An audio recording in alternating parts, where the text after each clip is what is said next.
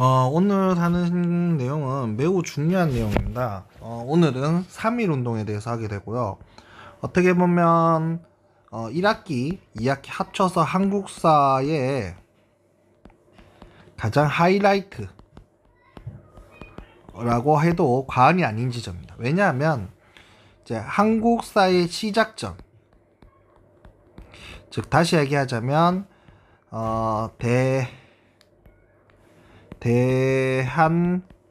대한민국이라는 나라의 시작점을 우리가 뭘로 볼 수 있냐? 3.1 운동을 보고 있습니다. 이건 이제 선생님의 생각이 아니고요. 여러분, 요거는 헌법 전문에 나옵니다. 헌법 전문에 3.1 운동의 3.1 운동과 관련된 내용이 헌법 전문에 나옵니다. 그래서 3.1 운동이 헌법에서는 우리 대한민국의 시작점을 보고 있어요. 그렇기 때문에 오늘 배우는 내용은 매우 중요하고요. 이 부분은 어렵게 내기 어려워요. 어렵게 내기 어렵다 했어요. 그러니까 쉬워요. 하지만 시험에서 꼭 어렵게 안 나온다 해서 역사적으로 중요하지 않다, 이건 아닙니다. 매우 중요하고 어떻게 보면 한국사에서 여러분들이 배우는 내용 중에 가장 중요한 내용이라고 생각하셔도 무방하다. 자, 그럼 3.1 운동의 배경부터 가보겠습니다. 이미 저번 시간에 어느 정도 얘기를 했어요. 러시아 혁명 이후에 사회주의 정권이 수립하게 되고, 그래서 사회주의를 전 세계에 전파하기 위해서 레닌이 식민지 해방 운동에 지원하겠다 선언을 했고요. 세계 2차 대전 이후 파리 광화회에서 미국의 윌슨 대통령이 민족 자결주의, 그 민족의 운명은 그 독일이 결정하라 라고 얘기한 거죠. 이건 사실은 저번 시간에 얘기했듯이 독일의 식민지 국가들에게 얘기한 건데, 독일의 식민지 국가들에게 얘기한 건데, 이거를 누가 감동을 받았다? 한국이 감동을 받았다. 이 부분이 조금 당황스럽긴 하지만 어쨌든 민족 자결주의가 3.1 운동에 미친 영향은 절대적인 거였죠. 자, 이 당시 상하이는 중국의 그게 청나라의 영역이긴 합니다만은 다양한 국가들이 들어와서 활동을 하던 곳이에요. 그러니까 우리가 국제적으로 우리가 요구하는 바를 조금 요구하기 쉬운 공간이 상하이라는 공간이었어요. 여기서 신한 청년단이 조직되고 국내와 도쿄에 사람을 보내서 시위 준비를 합니다. 또한 파리 강화회에 김규식 선생님을 보내요. 그래서 민족 대표로 파견하게 되고요. 독립 외교 청원 활동을 하게 됩니다. 요거는요, 여러분, 김규식 쌤이 신한청년단으로 갈 때는 신한청년단 소속인데, 가는 동안에 대한민국 임시정부가 수립됩니다. 임시정부가 수립이 되기 때문에 뭐라 해야 될까요? 이후에 이제 파리 강화회에 가서 우리가 독립을 요구한 부분은 그거는 임시정부의 활동으로 볼 수 있어요. 여기 좀 내려보면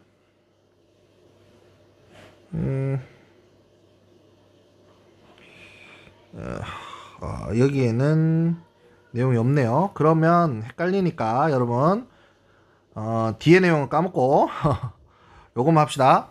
김규식 신한청년단에서 김규식 선생님을 파리 강화회의 민족 대표로 파견하였고 독립외교 청원 활동을 했다. 이렇게 하죠. 자, 이제 도쿄부터 봐야 됩니다. 자, 도쿄는 유학생 중심의 조선 청년 독립단이 조직되었고, 우리가 독립의 의지를 보여주면 우리가 독립이 될 수 있다 생각을 하였기 때문에 독립의지를 가장 강하게 보여줄 수 있는 공간이 어디냐? 그것이 도쿄다.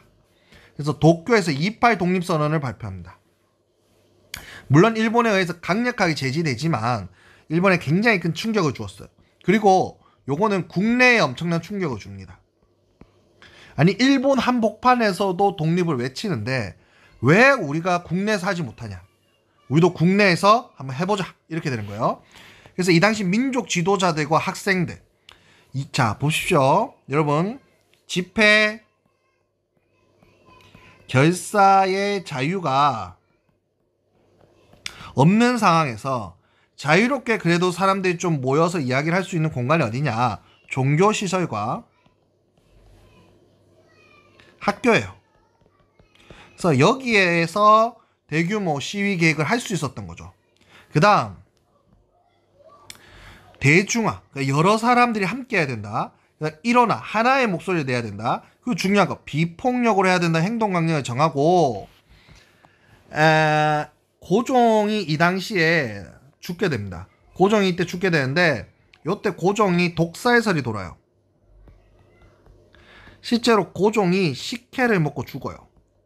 그래서 식혜에 독이 있었다라는 독사설이 돌면서 대중들의 참여가 또 확대되는데 이 중에 이제 이유는 이제 여기에 대한 고종에 대한 죽음에 대한 분노도 있고요. 사실은 왕의 장례식을 보면 오래 산다는 속설이 있었어요.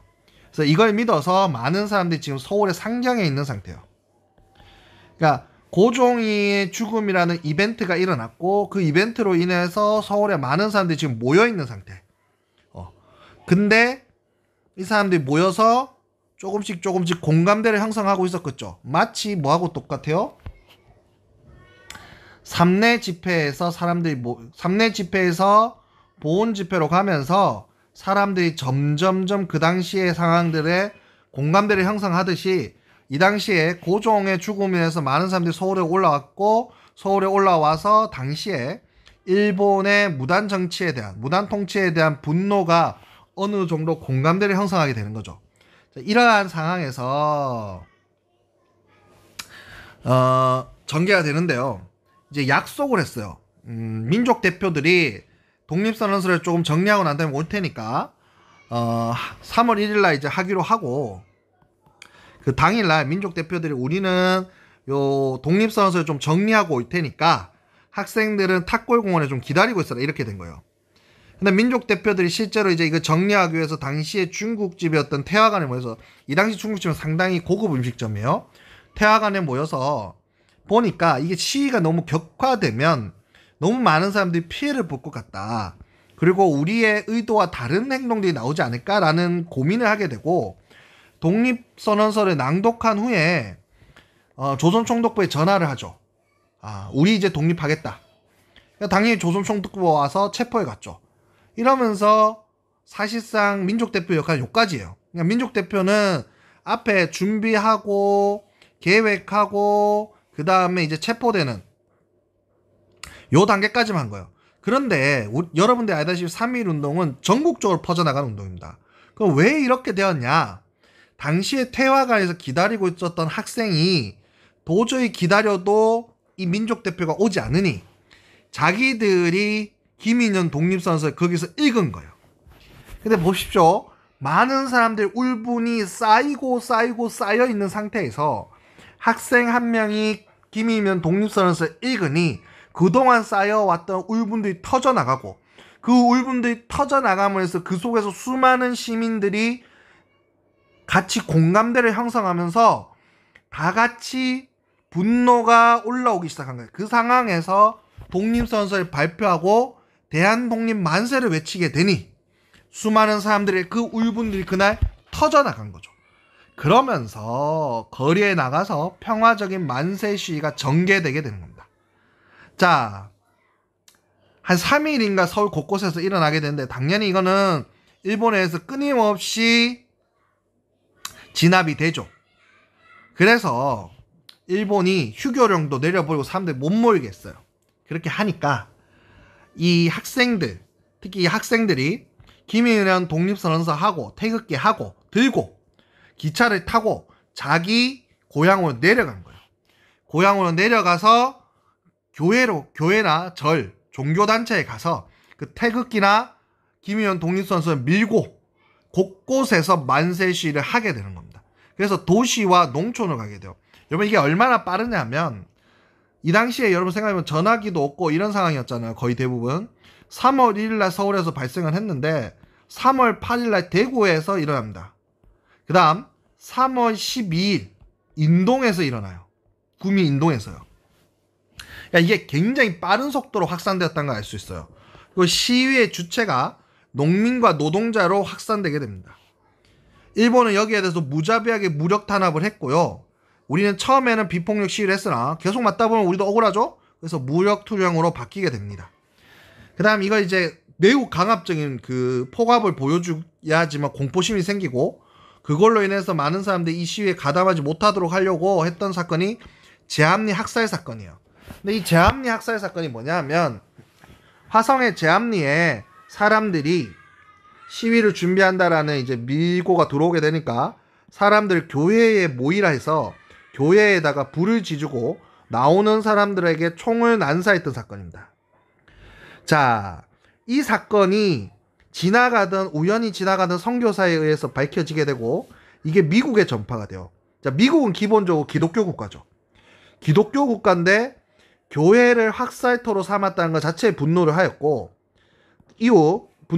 또한 세계 2차 대전 이후에 미국과 일본과의 관계에 대해서 저번 시간에 얘기했어요. 일본을 견제해야 된다라는 여론이 올라간 거에 더 그 여론이 강화되게 되는 상황이 발생한 거죠. 그리고 이거는 국외의 만세운동으로 전개가 되고, 만주와 연해주, 미주, 일본 등지로 전파되게 됩니다.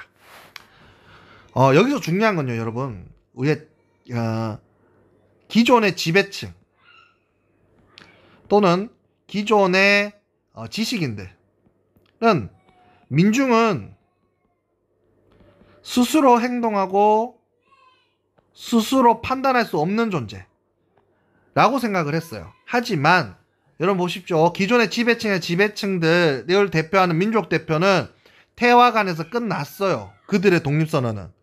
하지만 이후에 3.1운동은 누구에 의해서 이끌고 가죠? 학생들과 노동자와 농민에 의해서 이끌고 가요. 그래서 민중도 스스로 행동하고 스스로 판단하고 스스로 행동할 수 있는 존재라는 걸 보여주게 된 사건이 3.1운동이에요. 이거에 의해서 우리 역사에서 굉장히 중요한 게, 그럼 앞으로의 주인은 누가 돼야 된다? 그렇죠. 민중이 돼야 된다. 즉 국민이 돼야 된다. 즉 민주주의 해야 된다라는 공감대가 형성되는 거죠. 그렇기 때문에 우리 헌법에서 3.1운동이 전문에 나와 있는 겁니다. 자, 그럼 여기 다시 가볼게요. 3.1운동의 영향으로 모든 계층이 참여한 우리 역사상 최대 규모의 민족운동이다. 그리고 공화주의를 인식하게 됩니다. 그러니까 이 경험이 있었기 때문에 여러분 이후에 5.18 민주화 운동이라든지 6월 항쟁이나 4.19라든지 이런 것들이 일어나게 되는 토대가 되는 거죠. 그리고 민족운동의 주체가 학생, 농민, 노동자, 여성이기 때문에 이들이 주인된 세상, 이들이 주권을 갖는 세상, 그게 민주공화국이고 그걸 수립해야 된다라는 어떤 의견이 통일이 되는 거죠. 그러니까 복벽주의는 이제 사라지고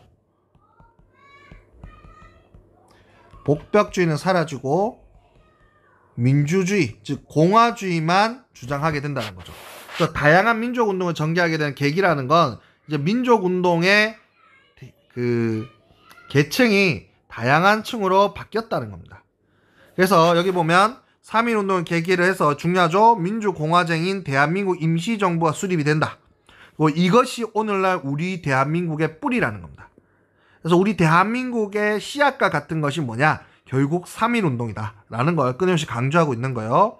일제는 이것 때문에 통치 방식이 바뀝니다. 무단 통치에서 한국인을 회유하는 문화 통치로 바꿉니다. 그래서 3.1운동의 역량 크게 두 가지로 뽑으라면요. 첫 번째, 임시정부 수립.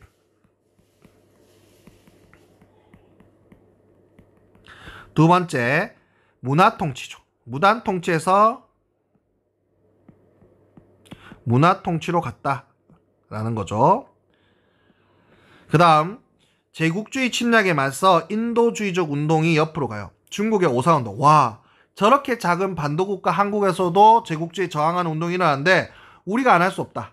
그리고 인도의 운동에는 여러 운동에, 아시아 여러 해방 운동에 영향을 주게 됩니다. 오늘 3.1운동 내용은 어렵지 않습니다, 여러분. 어렵게 되게 어려워요. 여러분 문제 내봐요. 어렵지 않아요. 하지만 그 의미만큼은 결코 우리 역사에서 작지 않다. 네, 여기까지 할게요.